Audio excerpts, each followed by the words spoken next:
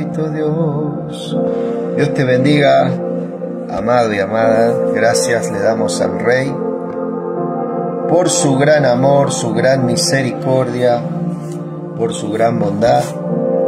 Damos gracias por todo al Señor, por el trabajo, por la vida.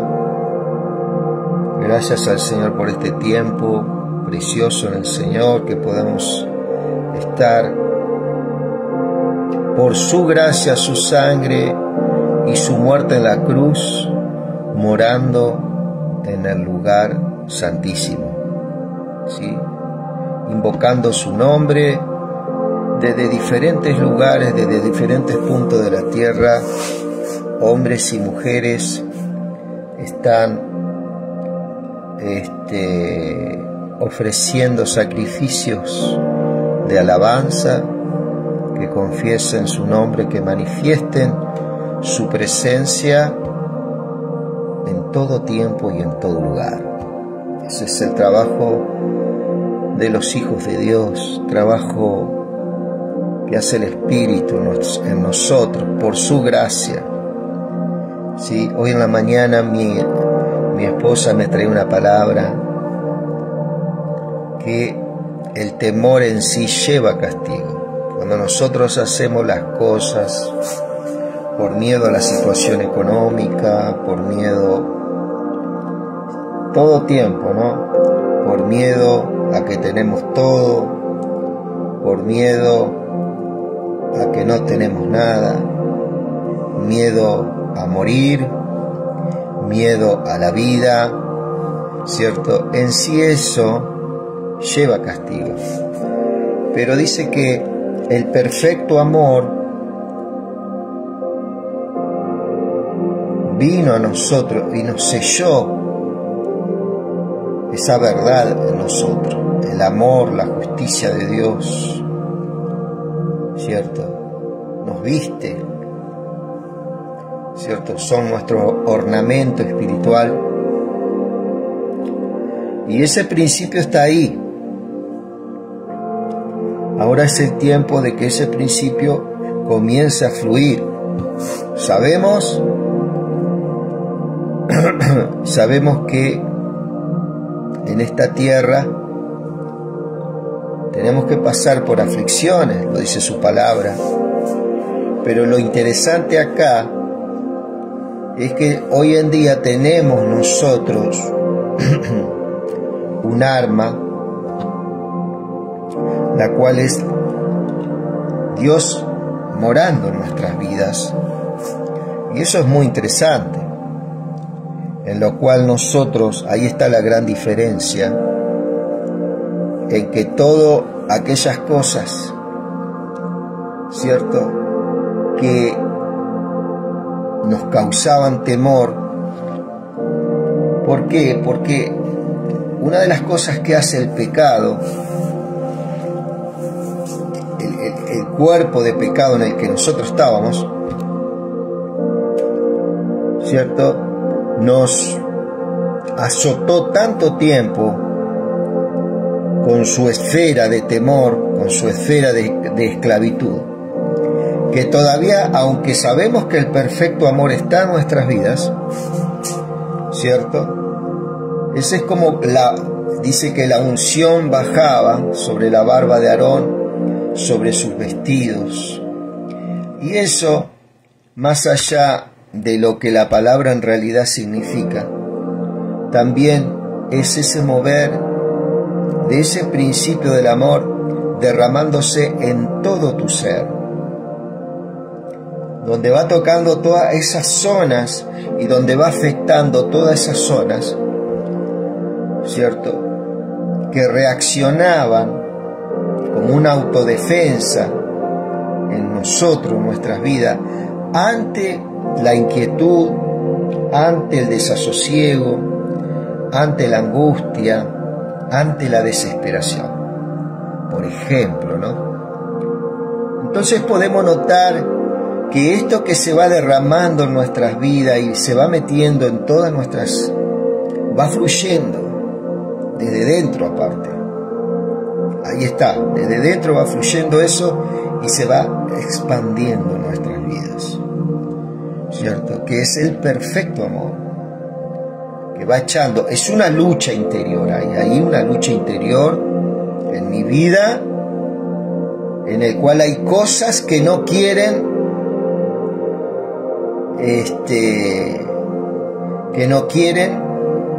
la misma mente, ¿cierto? Cree que está todavía esa manía, esa costumbre de escapar ante un momento fuerte en nuestras vidas. Hoy, en esta perfección, nos invita a enfrentar nuestras debilidades, ¿cierto? Y entender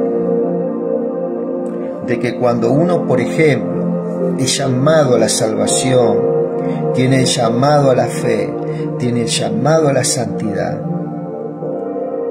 ¿cierto? Ya los sentidos, si yo me siento mal, que hoy tengo ganas, que hoy no tengo ganas, ya eso no es, digamos, la herramienta que habilite nuestro crecimiento espiritual. ¿Por qué? Porque ese es el sentido del hombre, es nuestra parte humana, ¿cierto? En la cual uno está desganado, otro día está pasando por esto, por lo otro. Diferentes días tenemos, ¿no? Entonces vos debés entender que el carácter de Cristo es inalterable en tu vida, ¿sí? Donde nosotros podemos ahí comenzar a tener un equilibrio en nuestro carácter, y es un gran gozo, ¿cierto? Y es una gran alegría y es de gran edificación en nuestra fe saber de que mi estado emocional no rige, ¿cierto?, la estatura espiritual en la que el Señor nos puso por su gracia. Entonces somos perfeccionados en amor, ¿cierto? Somos perfeccionados en amor en enfrentar nuestras debilidades, ¿cierto? Y dejar que el Espíritu Santo obre. ¿Cómo obra el Espíritu Santo? Génesis 1. ¿Sí? Dios se movía en ese abismo, ¿sí? En esas tinieblas se movía el Señor. Y así somos nosotros. Nosotros somos un gran abismo a veces, que no lo puede llenar nada, mi querido amigo, mi querida amiga. Es el hombre, ¿cierto?, ignorando a Dios, ignorando de que el Señor ahí está, por entrar a tu corazón. Hoy podés abrir tu espíritu, podés abrir tu alma. Es esa parte que no vemos, que no se tocan, pero ahí es donde está todo nuestro asiento, nuestros sentimientos, nuestras emociones, nuestros criterios, toda nuestra conciencia, en eso que no vemos, que es nuestra parte espiritual, que el Señor viene a rescatar y viene a ser una nueva criatura en un proceso llamado santificación. El principio lo pone Él, que es la justicia y la vida eterna, ¿sí? Es muy importante que tú lo sepas, Justificados pues por la fe, tenemos paz para con Dios, por allá por Romanos 5, verso 1, si no me equivoco. Justificados, dice el Señor, pues por la fe tenemos paz para con Dios, ¿sí? Muy interesante. Las palabras que sean verdaderamente aliento para tu vida, ¿cierto? Y para tu diario vivir. Gracias, Jesús.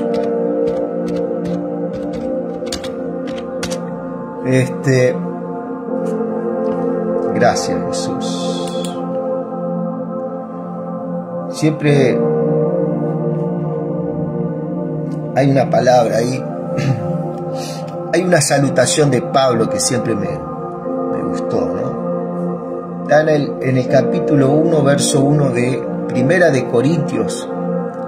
Dice: Pablo, llamado a ser apóstol de Jesucristo por voluntad de Dios, y el hermano Sóstenes. ¿Sí? Cielo y tierra ahí, poniéndose de acuerdo en estas cosas. El cielo, Dios. Sóstenes es el hombre de Dios puesto en la tierra, reconociendo a Pablo que es voluntad de Dios que él sea apóstol.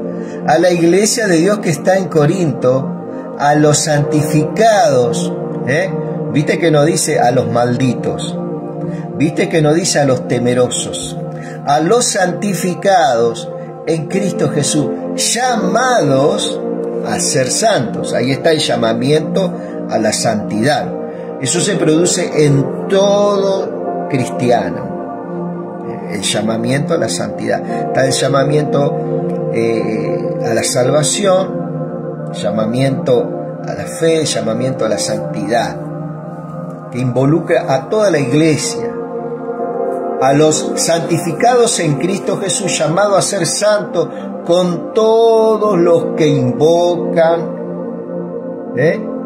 con todos, llamados a ser santos con todos los que en cualquier lugar invocan el nombre del Señor Jesucristo, Señor de ellos y Señor nuestro. Es muy determinante. A todos los que en cualquier lugar. No estás circunscrito a un lugar, sino que en todo lugar estás involucrado en este invocar el nombre de Cristo. En todo lugar. Hermoso, Fíjate ahí en Primera de Corintios. Pero nosotros estamos en Jeremías. Jeremías, estamos en el capítulo 7 de Jeremías. Estamos en un tiempo verdaderamente de gran oscuridad, en el sentido de que el hombre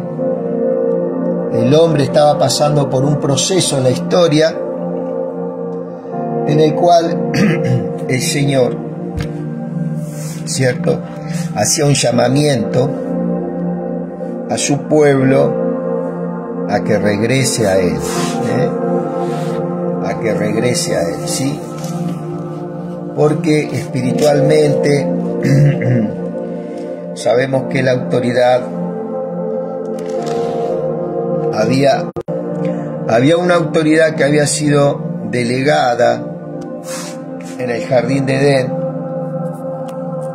¿sí? Y en el cual, en ese momento, el pecado, que es la simiente satánica, es la semilla de Satanás, ¿cierto? Por causa de que el hombre desobedeció, por una desobediencia, esa semilla entra, ¿cierto?, en el espíritu, en el alma, en el ser espiritual del hombre, y lo separa de Dios. El pecado, ¿qué es lo que hace? Hace una separación, produce una grieta, que solamente había una solución: que viniera un hombre con semejanza, a semejanza de Adán, que tomara nuestro cuerpo, ¿cierto? Era lo que reclamaba Satanás, desprovisto de toda, que viniera como nosotros estamos, ¿no?, en esta condición de pecado, pero sin pecado. Él no tuvo pecado. Y por medio de su carne, por medio de la cruz, vencer, ¿cierto?, al que tenía el imperio de la muerte, destruir por medio de su carne al que tenía el imperio de la muerte, que es la semilla, ¿cierto? ¿Qué es lo que produce eso? Maldición, muerte espiritual,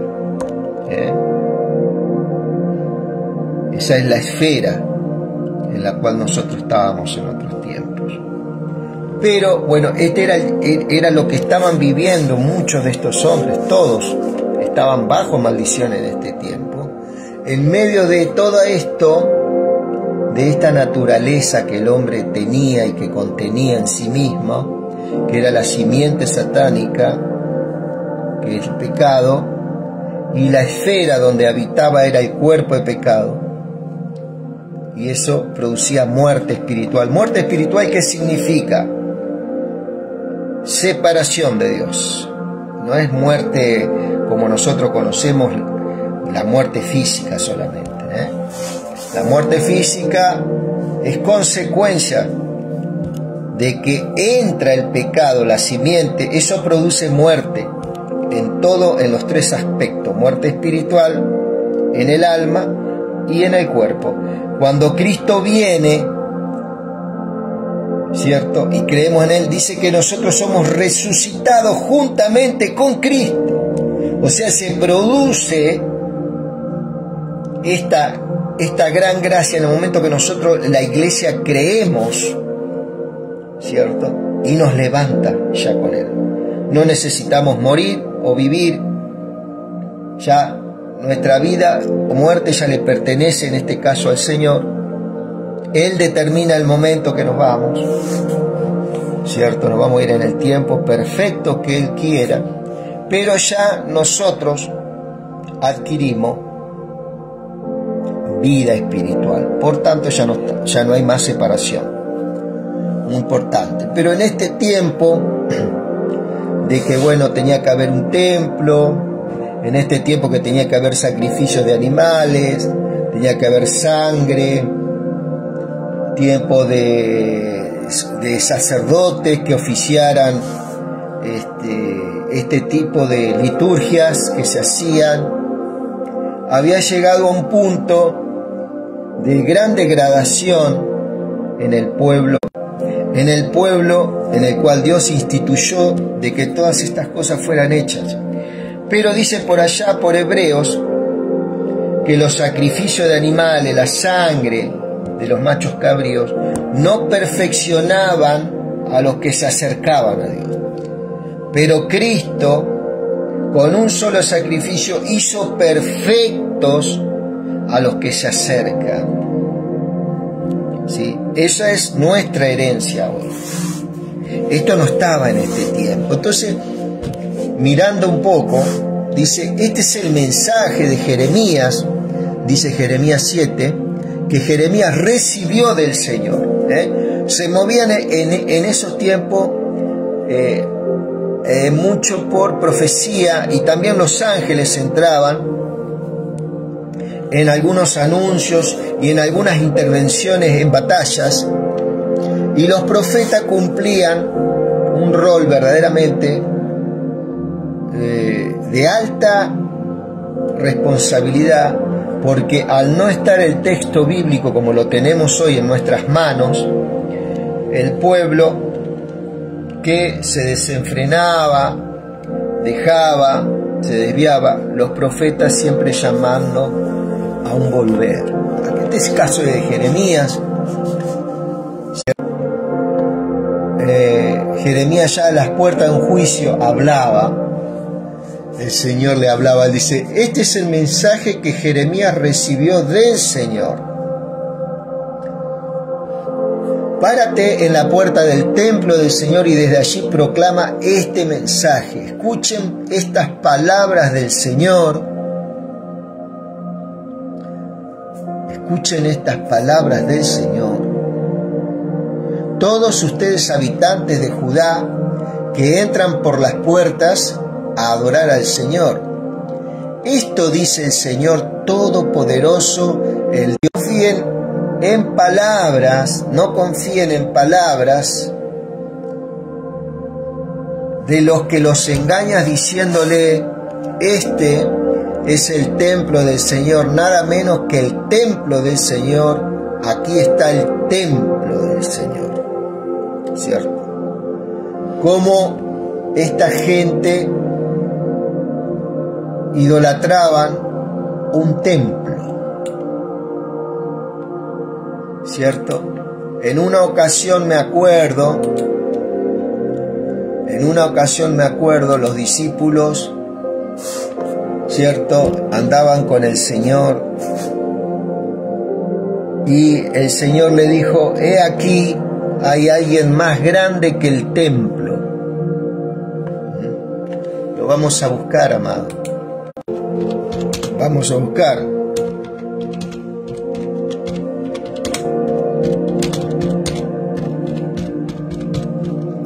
Mirá. Pues os digo, esto está registrado en Mateo 12, 6 al 8, dice: pues os digo que uno mayor que el templo está aquí. Y si supiese qué significa misericordia quiero y no sacrificio, no condenaríais a los inocentes, porque el Hijo del Hombre es del día. Del Hijo del Hombre, porque el Hijo del Hombre es Señor del día de reposo. Alguien mayor que el templo, por allá por Hebreos, dice: más sublime que los cielos. Lo vamos a buscar, para que vos puedas ver cuál es la gran diferencia del contexto de la iglesia en este tiempo, aún ya en el contexto de los judíos. Después de la muerte de Cristo cambió, ¿cierto? Tremendo. Dice: más sublime que los cielos. Gracias, Señor. Hebreos 7 dice: porque tal sumo sacerdote nos convenía tener. Escuchá muy bien las características, muy interesante, al sacerdocio que estaba en los tiempos de Jeremías, para que vos entiendas que nosotros no podemos aplicar esto directamente a la iglesia. Jeremías escribió a los judíos en ese tiempo, en ese momento. Sí, mirá: porque tal sumo sacerdote nos convenía tener, santo, inocente, limpio, apartado de los pecadores y hecho más sublime que los cielos. Cuando dice apartado de los pecadores, no es que está apartado en aquellos que hacen la obras de pecado, no, porque el cristiano con su nuevo nacimiento tiene una salida, ¿cierto?, a ese pecado, que es presentarse ante Dios y pedir perdón. Y él dice, San Juan 1:9 dice que Él nos limpia de toda maldad cada vez que confesamos nuestros pecados. Es muy sencillo. Bueno, eso en este tiempo no había. El hombre tenía que ir con un sacrificio al sacerdote. Era todo una liturgia. Pero dice que este hombre era apartado de los pecadores. ¿Apartado de qué? De los incrédulos, de aquellos que estaban vendidos al pecado. Pero ya en Cristo nosotros somos apartados juntamente con Él. Somos perfeccionados, ¿cierto? Para que vos veas la diferencia que hay. Alguien más sublime que los cielos, alguien que es mayor que el templo. Sin embargo, acá Jeremías dice: no confíen en palabra de los que los engañas diciéndole: este es el templo del Señor. Nada menos que el templo del Señor. Aquí está el templo del Señor, ¿cierto? Eso se llama idolatría. Se idolatra un lugar que fue hecho para usos ministeriales y se lo idolatra. Por ejemplo, en otros tiempos se idolatraban, qué sé yo, un clavo que aparentemente era que se había utilizado en la crucifixión de Cristo. Eso llamaban reliquias en la antigua religión oficial en muchos lugares, ¿no? las reliquias, como el Santo Grial, como son cosas en el cual el hombre le da un tipo de honor en el cual no tiene, ¿sí? Entonces, en este caso el templo, ¿cierto? Al no haber gracia, al haber tanta corrupción, tanto sincretismo, porque también ahí se adoraban otros dioses de otros lugares juntamente con el Dios de Israel, ¿cierto? Y eso era verdaderamente muy desagradable para el Señor, para que vos veas si de veras se dedican a seguir el buen camino, si en verdad se tratan con justicia los unos a los otros, si no explotan a los inmigrantes, ni a los huérfanos, ni a las viudas, si no matan a inocente en este lugar, ni adoran a otros dioses, pues lo único que sacan con eso es su propia destrucción, El mismo hombre es llevado a la destrucción, no es que Dios lo lleva a la destrucción. El mismo hombre va caminando ese camino, Entonces yo los dejaré seguir viviendo en este país, en la tierra que les di a sus antepasados, para que vivieran en ella para siempre. ¿Y vos te pensás que nosotros somos mejores que ellos? No. Pero hay una gracia en nosotros, que fue por el gran amor de nuestro Padre, ¿cierto? Que nosotros, al creer en el sacrificio de Cristo y sus acciones, somos apartados de esta muerte espiritual en la cual nos envolvía y nos engañaba. Pero ustedes depositan su confianza en palabras engañosas que no les sirven para nada. Roban, asesinan, cometen adulterio, juran en vano, queman incienso a Baal y adoran a otros dioses que no conocen. Fíjate vos en cuántas cosas estaba involucrado la nación. Y creen que pueden venir y pararse enfrente de esta casa donde piden en mi nombre y decir que están a salvo, solo para poder seguir cometiendo todas esas atrocidades, ¿cierto? Iban, se sacudían un poco en ese templito, un poco de show, ¿sí? Y después seguían en sus propios caminos, haciendo sus atrocidades. ¿Cuáles eran las atrocidades? Asesinaban, robaban, cometían adulterio, juraban en vano, quemaban incienso a Baal, adoraban a otros dioses, ¿cierto? Explotaban inmigrantes, a los huérfanos.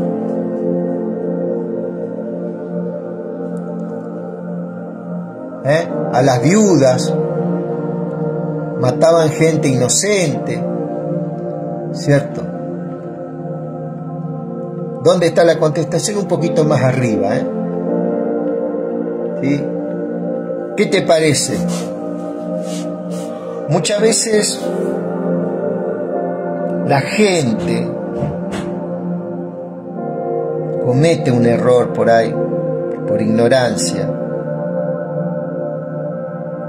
y siempre busca a Dios o busca un evangélico o alguien en los momentos que las papas queman, en los momentos de necesidad. Y eso, hay un falso mensaje en el evangelio, lamentablemente. Y se predica un Dios de ofertas. Aún por ahí le ponen entrada libre y gratuita. Son cositas, son reflejos de lo que verdaderamente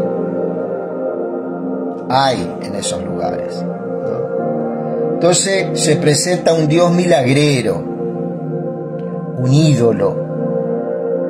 A Cristo lo presentan como un ídolo, querida. Cuando vos tenés que saber que Cristo se dio a sí mismo, dio su vida, para que vos, juntamente con Él, tuvieras vida. ¿Y hay mayor poder de milagro que ese? ¿Que vos seas resucitado en el Espíritu? No. Después las demás cosas, ¿cómo van a venir? Profetizando, orando. No, va a venir por gracia de Dios. La oración, la intercesión, el ayuno, tiene su lugar y es parte de la generosidad de un corazón que ama al Señor, que sirve al Señor. Pero no es lo que provoca. Lo que provocó en nuestras vidas, ¿cierto? Todo poder, toda transformación, es la gracia de Cristo. Porque si fuera por nuestras oraciones, si fuera por nuestras intervenciones, si fuera por nuestra vida devocional, si fuera por nuestra piedad, pobre salvación, pobre regeneración y pobre santificación sería la nuestra. Por eso todo es de Él, todo para Él. Él es el protagonista, y el Espíritu Santo que vive en nosotros y que está en nuestras vidas es el que nos da todas esas cosas, nos imparte esas cosas. Así que sacate de la cabeza que es por tu obediencia, por tu oración, por tu fe. Es una gracia de Dios. Cuando vos aceptás esa gracia, lógicamente que la oración, la fe, viene todo porque es parte que Dios pone en nuestra vida para accionar nuestra santificación, que es enderezar nuestros caminos en nuestro interior a su buena voluntad, que es agradable y perfecta, ¿cierto? Pero eso no va a producir en nosotros nada. El que produce todas las cosas es la gracia de Dios, ¿sí? Nosotros vivimos en obediencia, en fe, todas esas palabras, porque es un agrado que tenemos al Señor. Eso es caminar verdaderamente, no en juicio, sino en justicia, ¿cierto? En justicia de Cristo.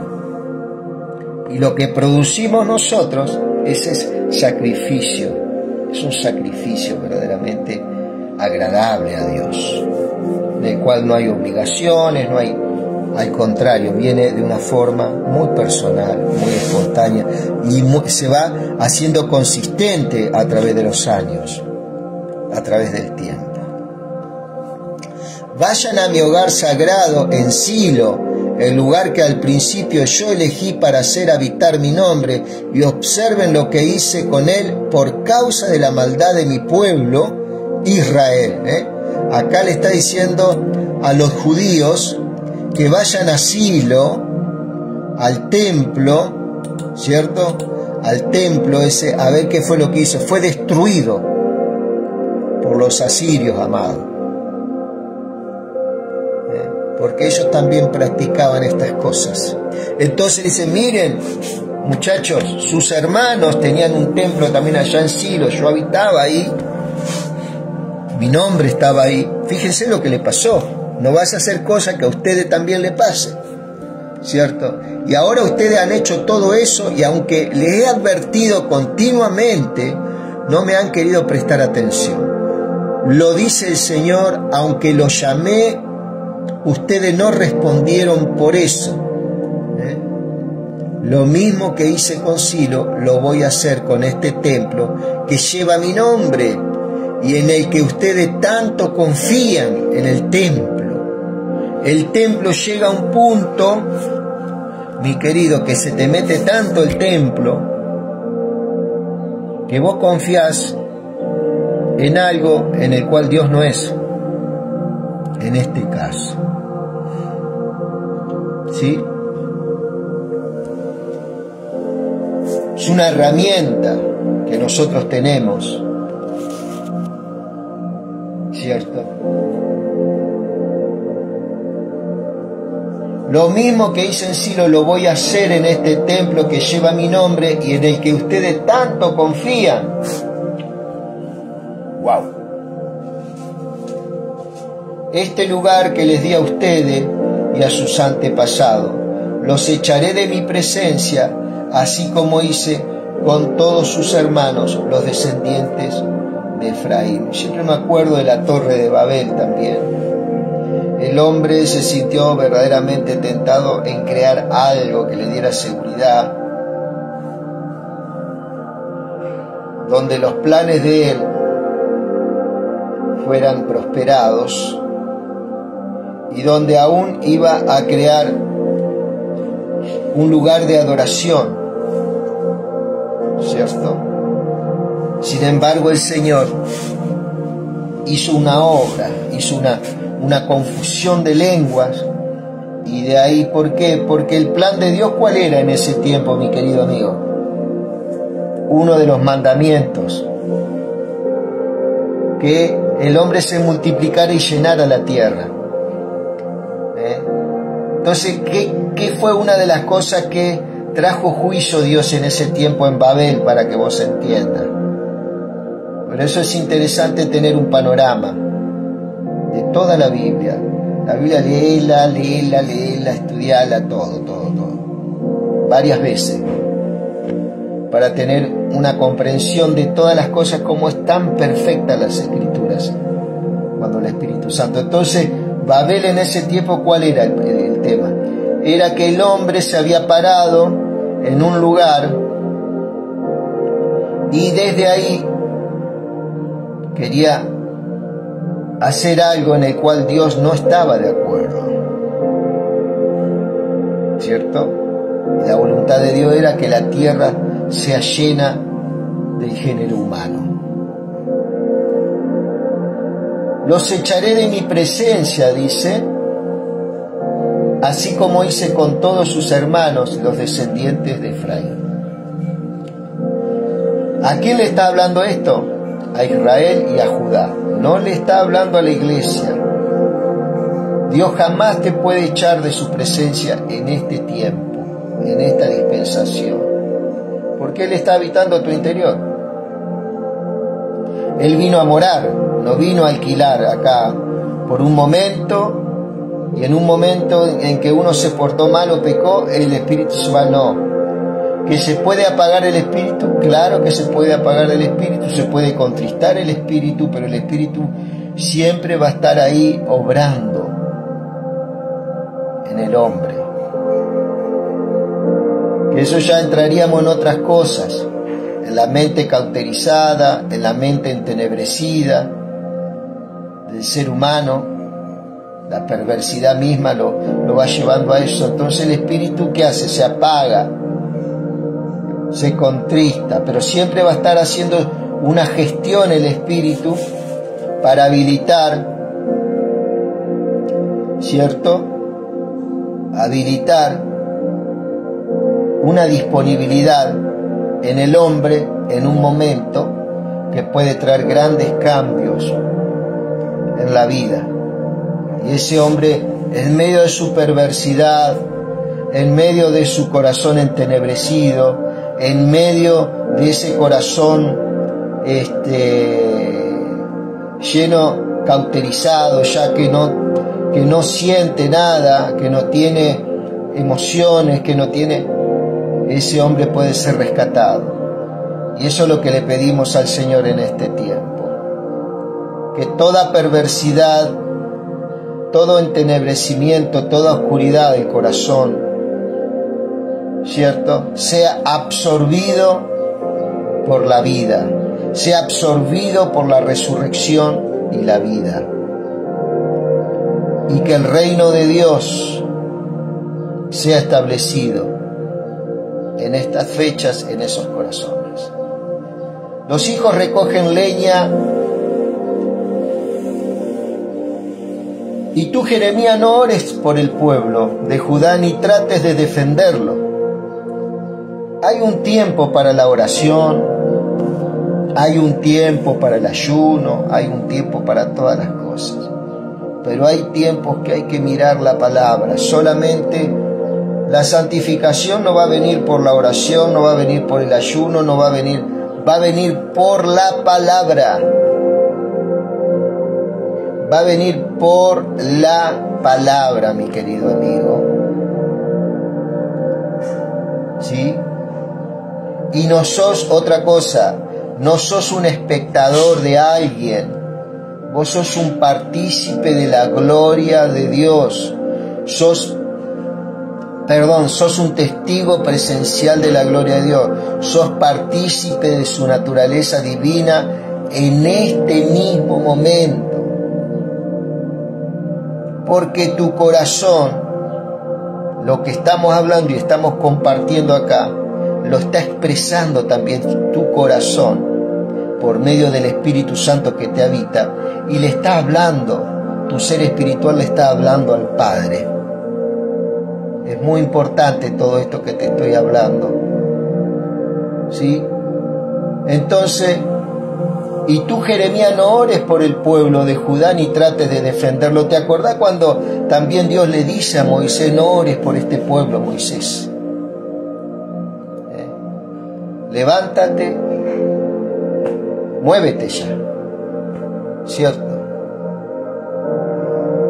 Hay cosas, amado, que van a venir por ese mover espiritual, pero ¿dentro de qué? Dentro del contexto bíblico, porque en el mismo contexto bíblico, en la mañana, en la noche, donde vos estés, tu ser espiritual está orando, tu ser espiritual está haciendo sacrificios de alabanza, tu ser espiritual se está maravillando en este Dios grande, tu ser espiritual se enciende, se goza cuando es iluminado por la palabra y produce una oración genuina, produce una intervención genuina, porque está asentado en el conocimiento, en esas letras.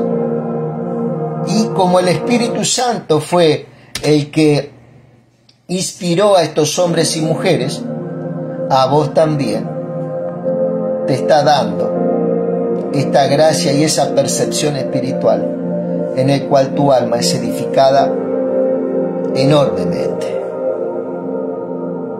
donde tu alma está siendo establecida en la roca que es Cristo Jesús. Un pequeño comentario. Entonces, y tú, Jeremías, no ores por este pueblo de Judá ni trates de defenderlo, no eleves ninguna oración por ellos, porque no la escucharé.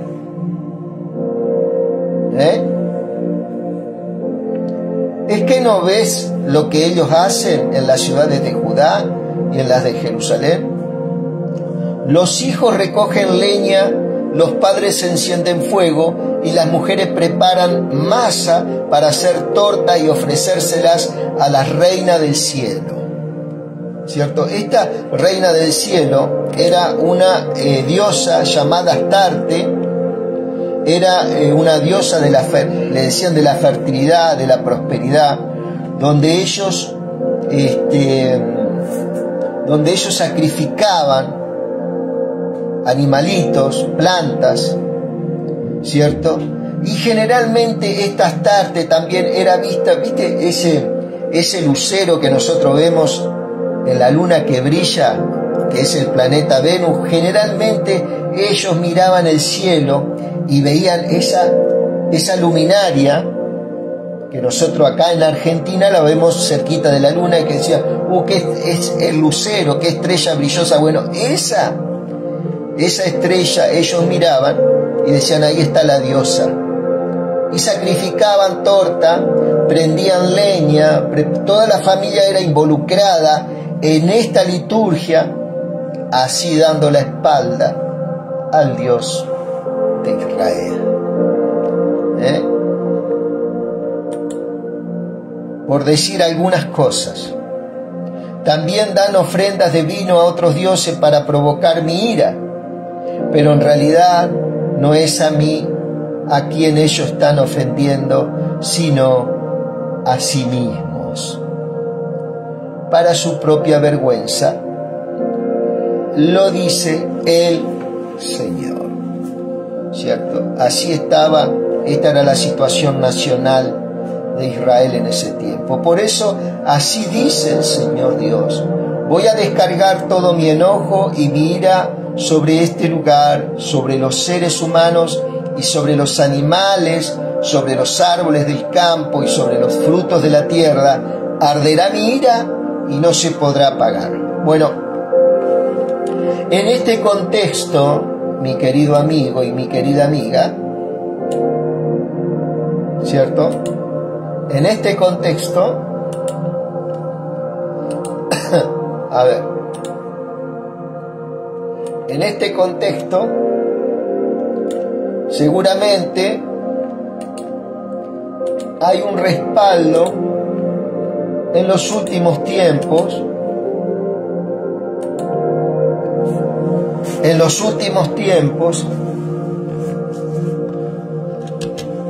¿cierto?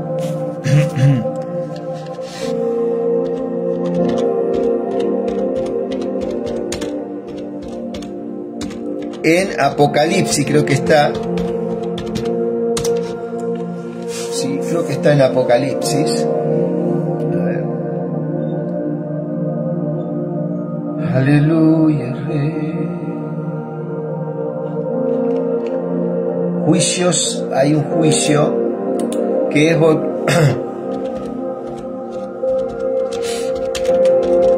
tremendo, ¿no?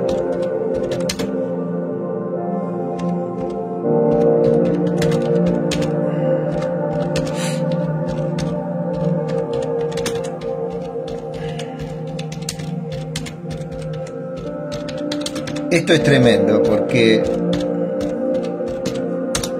y muy edificante. Gracias, Señor.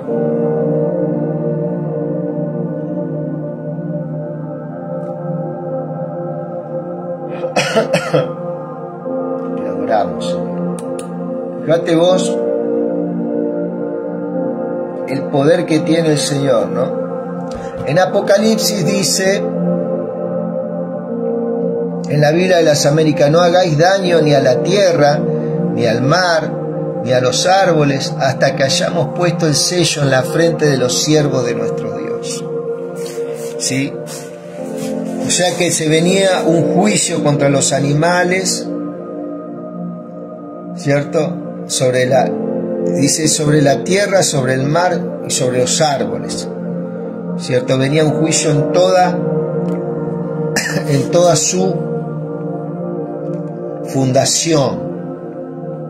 Entonces podemos ver aquí cómo el Señor puede descargar en distintos tiempos su ira. Y esto va a ocurrir también en Apocalipsis, amado. Pero dice que en Apocalipsis hasta que sean sellados los siervos, aquellos seguidores, ¿no? En este caso, Dios estaba buscando un remanente. Esta voz de Jeremías buscaba un remanente, ¿cierto?, que creyera este mensaje. Y de esa forma sellar a ese remanente que él buscaba. Así dice el Señor poderoso de Israel: hagan todas las ofrendas y sacrificios que quieran y cómanse la carne. Cuando saque a sus antepasados de Egipto, no les dije nada. Cuando saqué a sus antepasados de Egipto, no les dije nada acerca de los sacrificios que deben quemarse completamente, ni de los otros sacrificios. Lo que sí les ordené fue esto: obedezcan mi voz, y así yo seré su Dios y ustedes serán mi pueblo. Vivan a la manera que yo les ordeno para que les vaya bien. Pero no me hicieron caso, ni me prestaron atención, sino que fueron tercos y se dejaron guiar por sus propios deseos.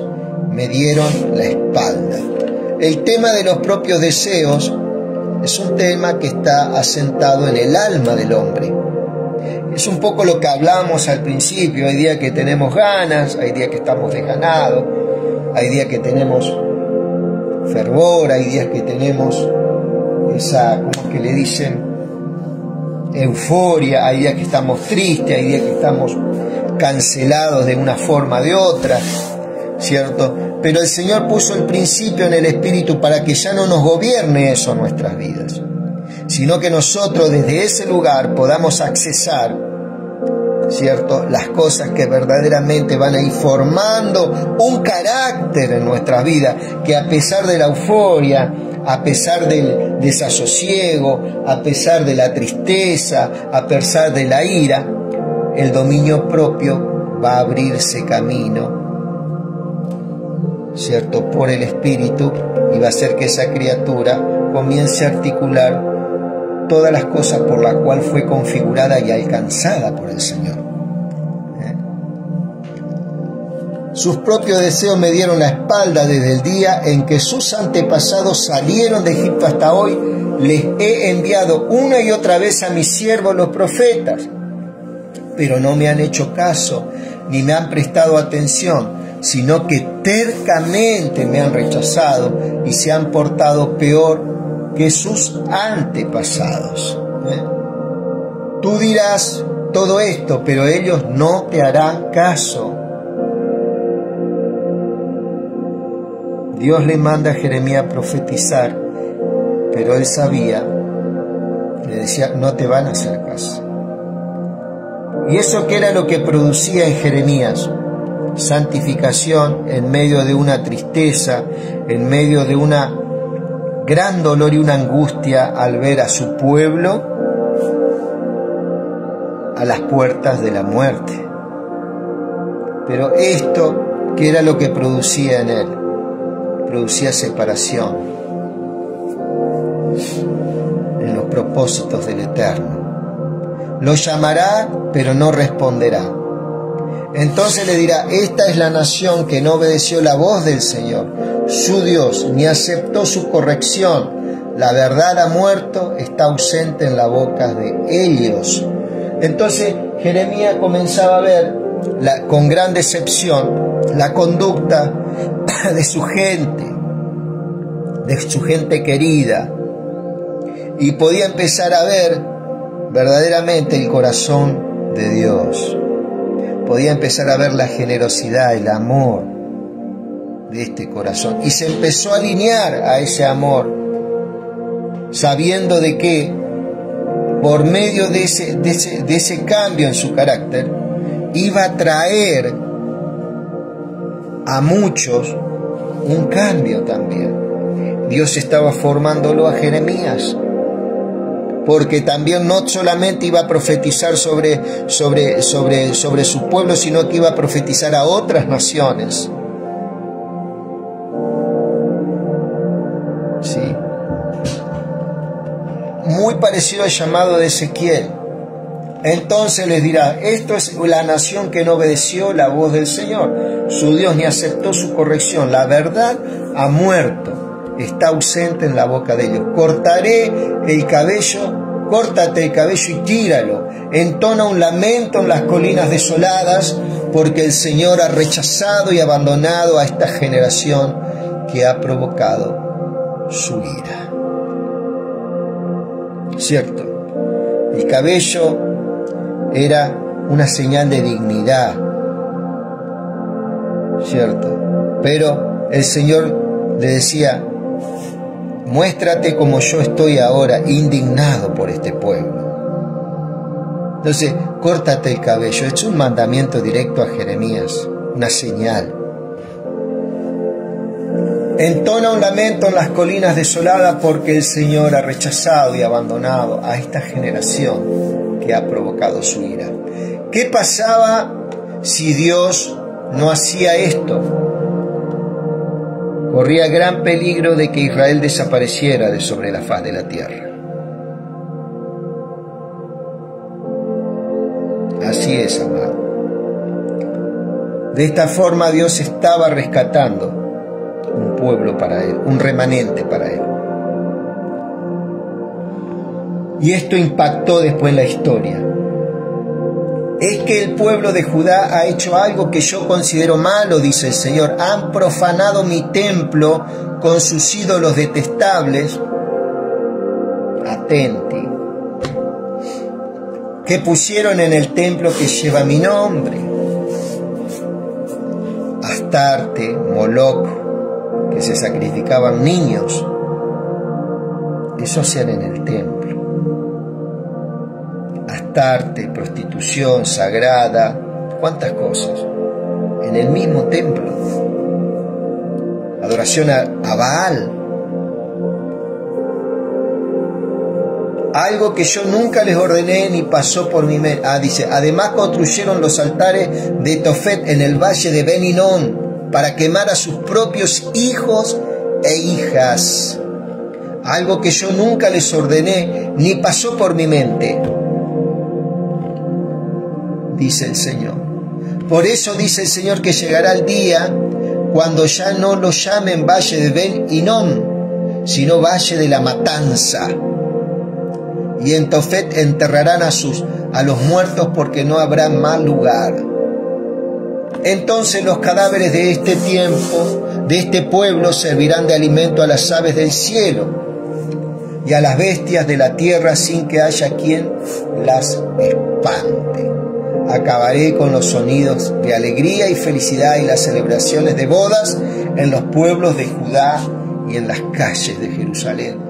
Todo el país quedará hecho un desierto. Voz de juicio, siempre donde la palabra te nombra que las aves de los cielos, es juicio contra su pueblo. ¿Cierto? Así que, amado, acá estamos mirando un poco, con esto terminamos, Jeremías 7, pero tenemos que verlo del capítulo 1 al 25, todo está hablando una misma cosa, ¿cierto? Y si podés leer del 1 al 25 corrido, te vas a dar cuenta de muchas cosas. Y el por qué Jeremías no puede ser aplicado a la iglesia.